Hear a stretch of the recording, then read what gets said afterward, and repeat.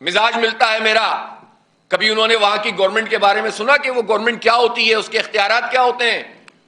Istanbul کی government جو بلدیاتی گورنمنٹ ہے, اس کے اختیار میں ماسٹر پلان ہے, اس کے اختیار میں فائر بریگیڈ ہے, اس کے اختیار میں تعمیرات ہیں, اس کے اختیار میں ٹرانسپورٹ ہے, اس کے اختیار میں سیوریج ہے, اس کے اختیار میں پانی ہے, اس کے اختیار میں ایفلوئنٹ پلانٹس ہیں, تعلیم ہے, روزگار ہے, قرضے جاری کرنا ہے, پوری اسکیمیں ہیں لوگوں کی فلاح و بہبود کی, اور جتنے آپ یو نیم اٹ آپ نام لیتے رہیں, آپ کو پتا چلے گا کہ وہ اختیارات استنبول کی سٹی گورنمنٹ کے ہیں, جو وہاں پر بلدیاتی حکومت ہیں اس کے ہیں. جائیں اور سرچ کریں.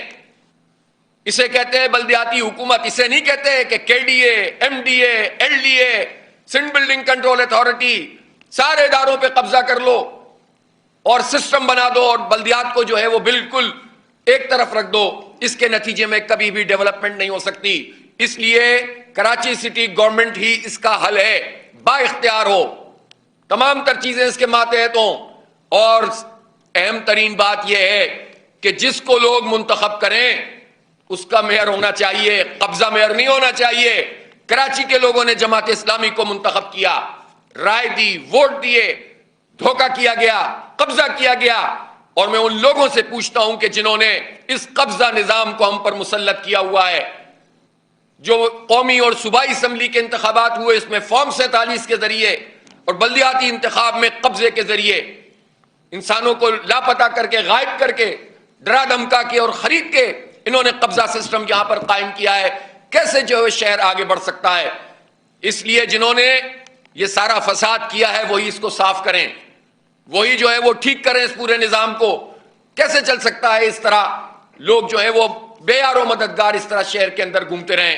اسی لیے ہم یہ سمجھتے ہیں کہ ان فراڈیوں کے پاس لوگ نہ جائیں کہ جنہوں نے 40 سال میں کراچی کو تباہی کے سوا کچھ نہیں دیا.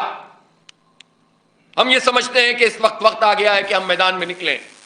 1 فروری کو شارع فیصل پر انشاءاللہ ایک عظیم الشان مارچ ہوگا.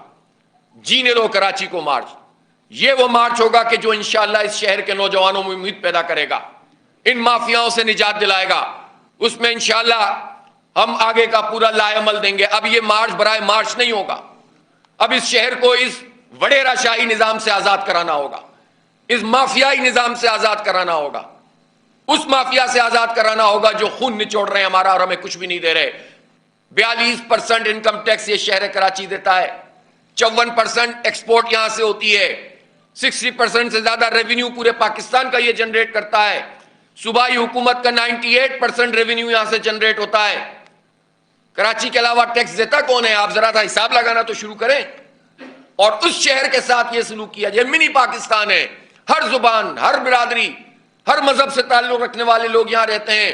اس کو اگر امن مل جائے, اسٹریٹ کرمنل سے یہ بچ جائیں, اس کا انفراسٹرکچر ٹھیک ہو جائے تو یہ تو پاکستان کی ترقی میں 4 چاند لگا دے گا. ان گئے گزرے حالات میں بھی پاکستان کی معیشت کا انحصار کراچی پر ہے.